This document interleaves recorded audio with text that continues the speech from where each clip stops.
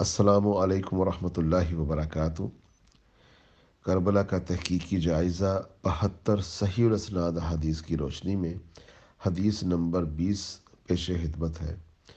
المصنف ابن ابی شیبہ کی حدیث میں ہے، سیدنا عبد الرحمن تابعی رحمہ اللہ بیان کرتے ہیں کہ میں نے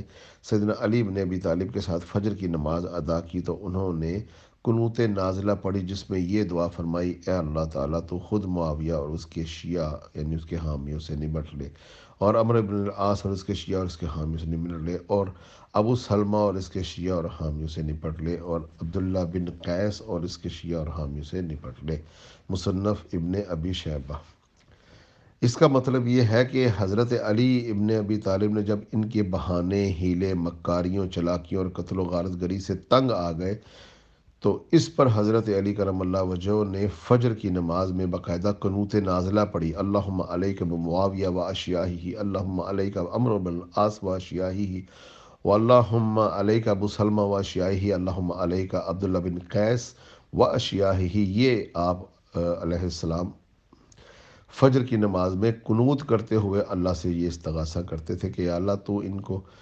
علیکہ کا مطلب نپٹ لے تو بہت ہی ہلکا ترجمہ ہے کہ ان کی عزت احترام باقی رہ جائے، حالانکہ اس میں یہ ہوتا ہے کہ اللہ تو ہلاک کر ان کو، یا تو پکڑ کر ان کی۔ اللہ کی پکڑ تو آپ کو پتہ ہی ہے، حضرت علی کے مقابلے میں آنے والے کی جب پکڑ اللہ کرے گا تو ہلاک و تباہ اور برباد کرنے کے مترادف ہی ہوگا۔ نبی علیہ الصلوۃ والسلام نے یہی قنوت نازلہ کفار کے اوپر پڑی ہے جو اللہ کے نبی کو دھوکہ دے کر 70 صحابہ کرام کو لے گئے اور انہیں قتل کرتے رہے، تو اللہ کے نبی کئی ہفتوں تک ان کے اوپر یہ قنوت نازلہ پڑھتے رہے۔ یہی قنوت نازلہ حضرت علی ابن ابی طالب ان لوگوں کے اوپر پڑھتے ہیں کہ معاویہ بن سفیان سب سے بڑا ان کے سرغنہ میں سے تھا، اور عمرو بن العاص صحابی رسول، ان کے ہم نوالا ہم پیالہ، اور اس کے ساتھ ابو سلمہ اور عبداللہ بن قیس، یہ بھی ان کے حامی اور ہم نوالا ہم پیالوں میں سے، قتل و غارت گری میں کم بازار گرم کرنے والوں میں سے ایک تھے، اس لیے حضرت علی نے ان پر قنوت نازلہ پڑھی۔ اسناد بالکل ٹھیک صحیح سند کے ساتھ ان حدیث میں وارد ہوا۔ اس کے بعد مسند ابن ابی شیبہ کی ایک اور حدیث میں ہے کہ سیدنا یزید بن عاصم تابعی رحمہ اللہ کا بیان ہے کہ جب سیدنا علی بن ابی طالب نے جنگ صفین کے مقتولین کی اخروی انجام کے متعلق پوچھا گیا تو انہوں نے ارشاد فرمایا: مجھے اللہ تعالیٰ سے امید ہے کہ ہمارے اور ان کے مقتولین یعنی عوام الناس جن کو بھلا پھسلا کر وہ لے آئے تھے، جنت میں ہوں گے، اور قیامت کے دن بالآخر معاملہ فیصلے کے لیے اللہ تعالیٰ کی بارگاہ میں میرے اور معاویہ کے درمیان پہنچے گا، ولیعوذ باللہ۔ یعنی کہ حضرت علی قنوت نازلہ کے بعد یہ بھی فرما رہے ہیں کہ میرے اور ان کے جو ناقدین جو جنگ لڑنے کے لیے آئے، جن کو بلا پھسلا کے لے آیا معاویہ، وہ تو شہداء جو کہ ان کے اس میں یہ قید ہوتی ہے کہ اگر ان نے جان بوجھ کر یہ کام نہیں کیا تو وہ انشاءاللہ جنت میں ہوں گے، لیکن معاویہ بن سفیان تو سوچ سمجھ کر جان کر ان کو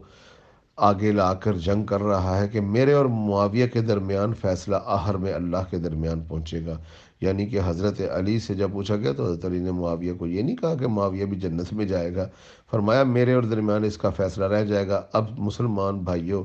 خود فرماؤ کہ علی کے مقابلے میں معاویہ آیا، طلیق ابن طلیق، جس کو اللہ کے نبی نے بھی صرف معافی پر چھوڑا ہے، اور اللہ نے بھی قرآن پاک میں ان کے لیے فرما دیا ہے کہ وہ برابر نہیں ہے جو فتح کے بعد اسلام میں آئے، قتال کیا اور خرچ کیا جو پہلوں کے مقابلے میں۔ تو حضرت علی کرم اللہ وجہہ کی جنت تو اللہ کے نبی نے اعلان کر دی،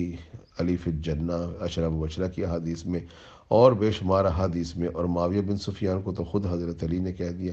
جو لوگ یہ بیان کرتے ہیں نا کہ جی ان کی اور علی کے تو حضرت علی نے خود کہہ دیا کہ مقتولین جنت میں ہی ہیں، تو بس جی جنت میں ختم کرو بات، تو آگے نہیں پڑھتے کہ حضرت علی نے فرمایا